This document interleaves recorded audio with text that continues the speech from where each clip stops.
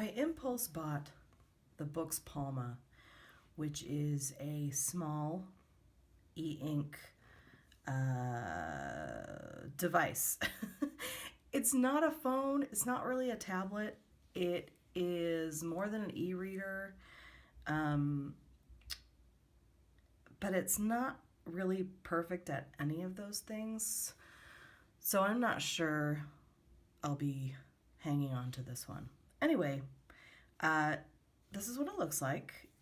For comparison, this is an iPhone 11 Pro, so it's a little bigger than that. But it's lighter, which is nice because I have a lot of problems with my hands, and the lighter something is, the better. On the other hand, I'm like kind of a little afraid I'm going to drop it. It did come with a case, but this case, it's white, it's inside the box, is really crappy. I don't think it makes it any more usable or less likely for me to drop if I'm using the case. It also comes with this little guy for the SD slot, so it does have the SD option, and a charging cord. So here it is. I set it up over the weekend. Like all Boox devices, it's running Android.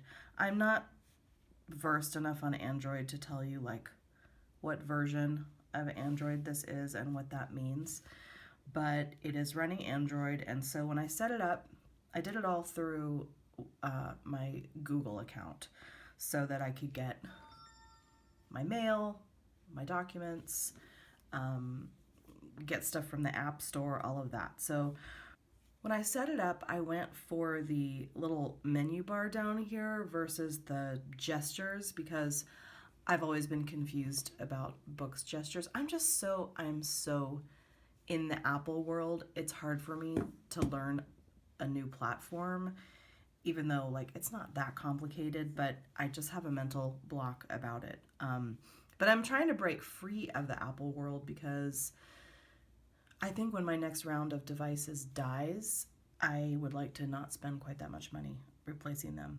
Anyway, so when I set it up with the menu bar and set it up with my Google account. I did not make an Onyx account. Onyx is the company that makes the Boox devices. There are some questions about the security with the Onyx accounts and what the servers over in China may or may not be looking at. I don't know. It's not a huge concern of mine, but I also find the Boox account stuff a bit confusing. So I just stuck with Google.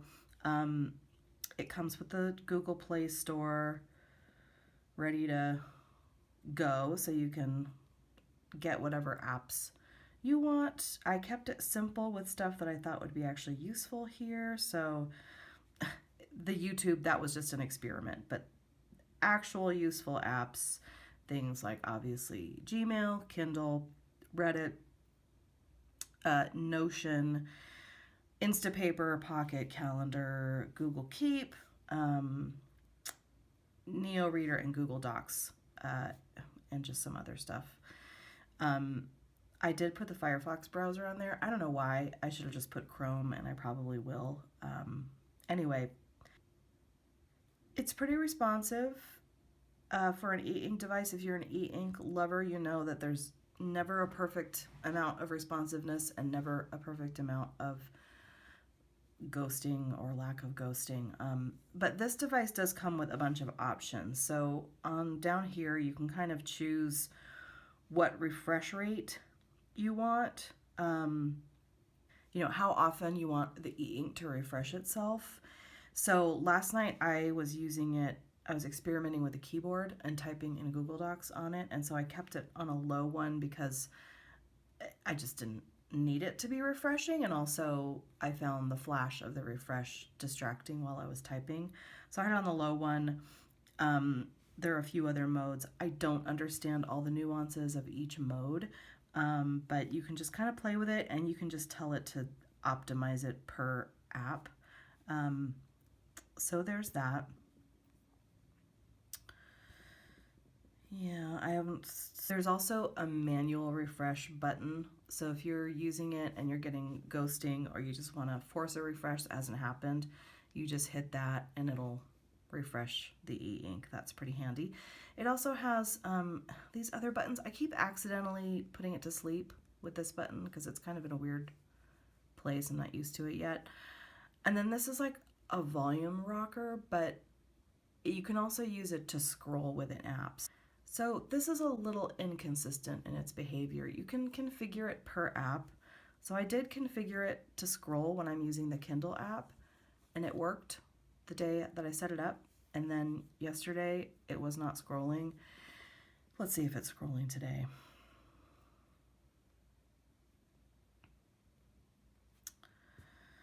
Let's see. Nope, not scrolling today. And it's not showing volume, so I don't know why it is not working. So it's like a little dirty down there on the edge. I'm not sure what's going on. But anyway, in the Kindle app, you can see, it is quite responsive and it has all the normal, settings. So let's make that font bigger because that's what I need it to do. You can tap or you can swipe. Oh, I know why it's not scrolling. Because the book goes like this. It doesn't go like that. It was working for me when I was looking at a document, which behaves differently. Okay, let's see if I can make it scroll with a regular book.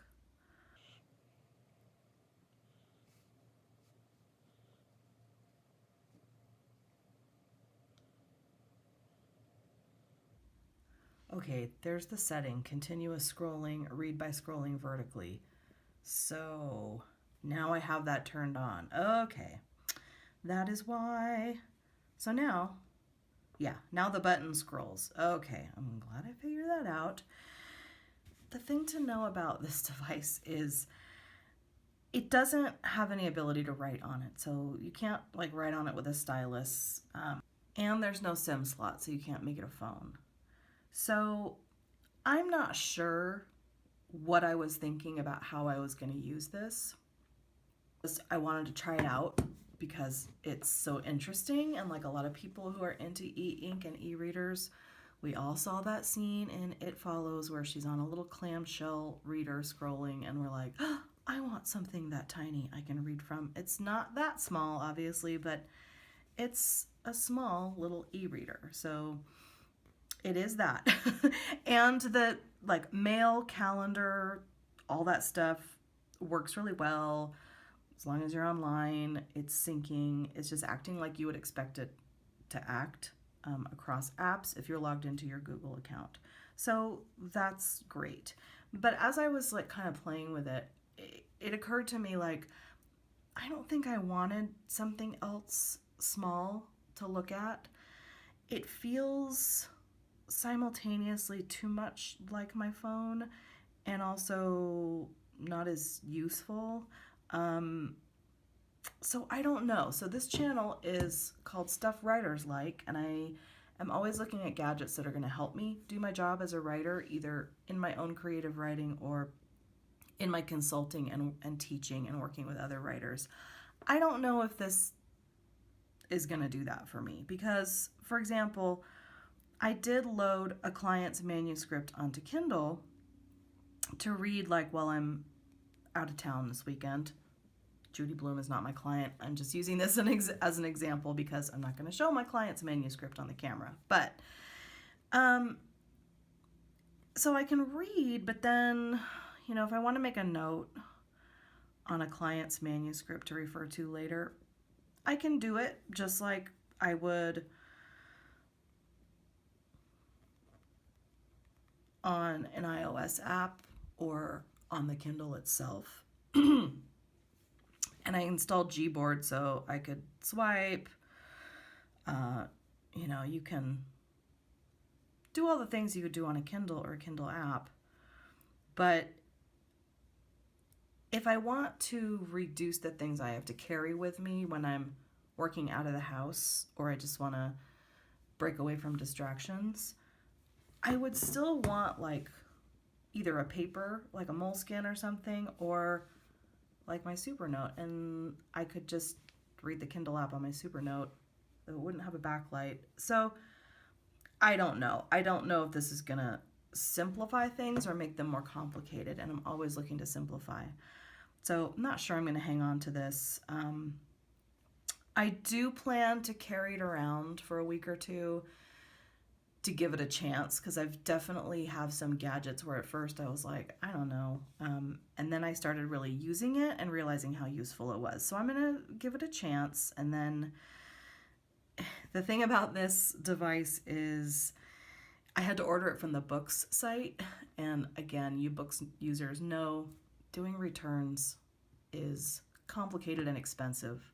So when you buy something from the Boox site, you're kind of committed to it, and then, you can, probably the easiest thing is to just like resell it yourself versus returning it, which is probably maybe what I'll end up doing, because it's not available on Amazon as of yet. Obviously, Amazon returns are a lot easier. Because it doesn't have a SIM card or anything, if I go out and about in the world with it, I would have to be either offline with it or connected to my phone's hotspot or the coffee shop Wi-Fi or whatever. It does have a speaker and a microphone and a camera. It's not always clear how to access those things unless you're in the app that's using them.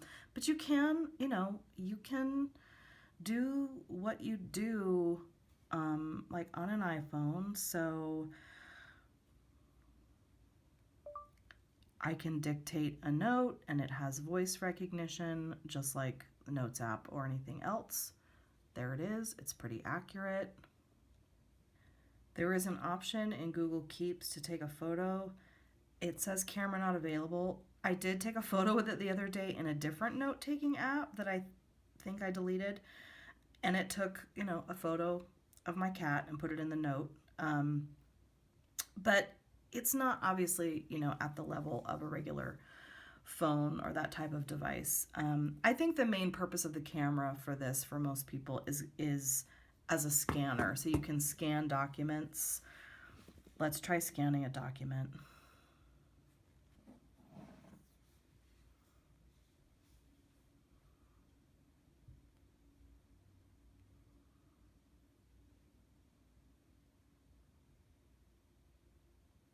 This is a poem by Tanya Runyon. You can scan, then you say next.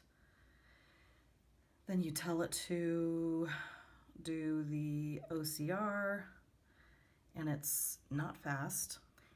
It seemed faster than it actually is because I actually did it a minute ago, but I wasn't recording, so it probably remembered. Anyway, the OCR is pretty good. Obviously with a poem, it can't do the line breaks and everything. So then you can, export it, share it to your Notes app or to your email or whatever.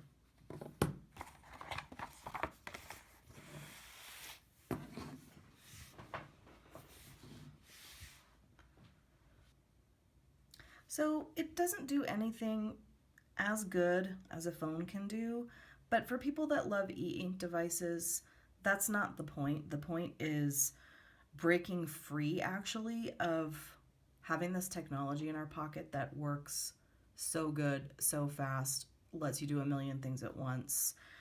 Like, you're not going to get on here and scroll Instagram. You're just really not going to do that with the e-ink. You're not going to go down a YouTube wormhole, rabbit hole.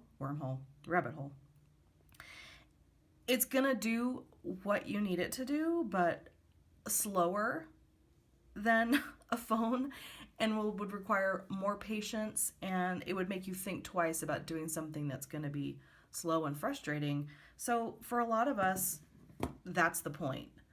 It lets us slow down, think about what we're doing, choose what we're doing. It gives you like an extra little barrier to compulsive device use, which is good.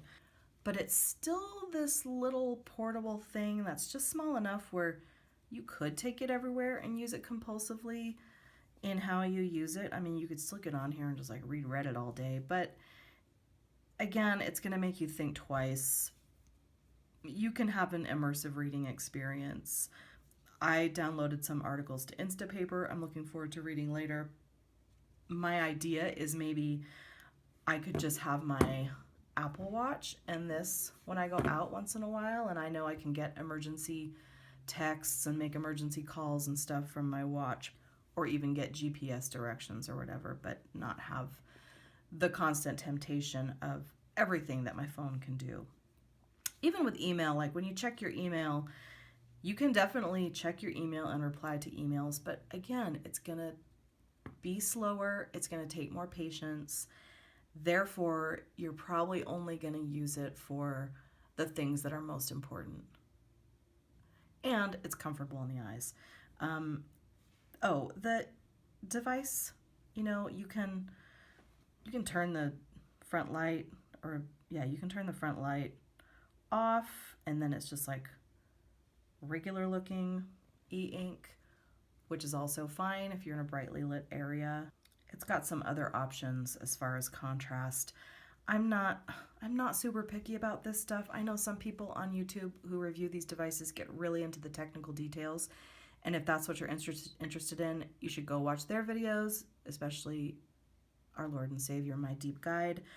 But I just usually just hit optimize and let it do the thinking for me. There's other things. You can take screenshots, you can screen record, you can screencast. I've not tried that. Oh, I did want to show you what I was doing with this last night. I opened up Google Docs and connected this to a Bluetooth keyboard and just like typed.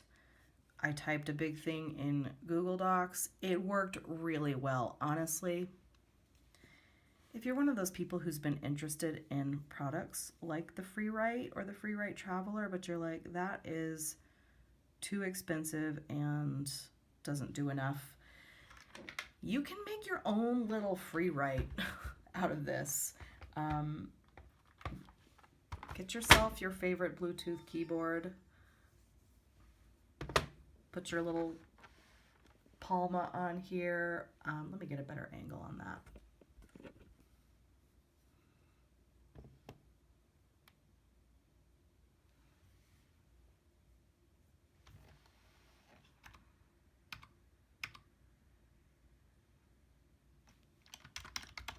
Look, it's just like a Freewrite.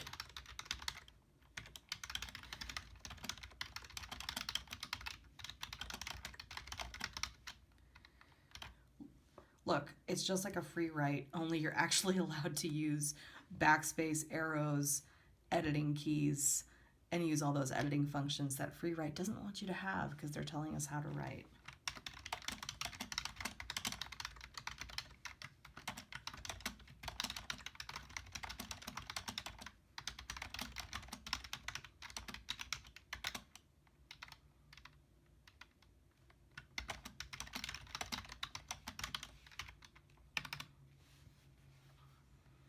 As much as I love that, is this like the setup I'm going to carry around with me? This big Bluetooth keyboard and this little Palma screen. Is that what I'm going to travel and take around and need to have my phone and maybe another device? I don't think this is going to simplify my life in any way, and in fact might complicate it a little bit because I'll just be like, which device should I take with me today? What should I work on? That is the problem all of us gadget lovers have. So that's the Palma. That was my extremely disorganized first impressions video. I'm gonna carry it around for a little while, maybe take it on my trip this weekend. Although probably not, because I want to be really simple on my trip, but I do have some work to do, and I'm probably going to end up taking the Kindle Scribe because it's going to give me a bit more flexibility and give me something to handwrite on. So I'm curious, anyone else who has impulse bought the Palma, what do you think? possibly look for this on sale at your nearest resale site soon.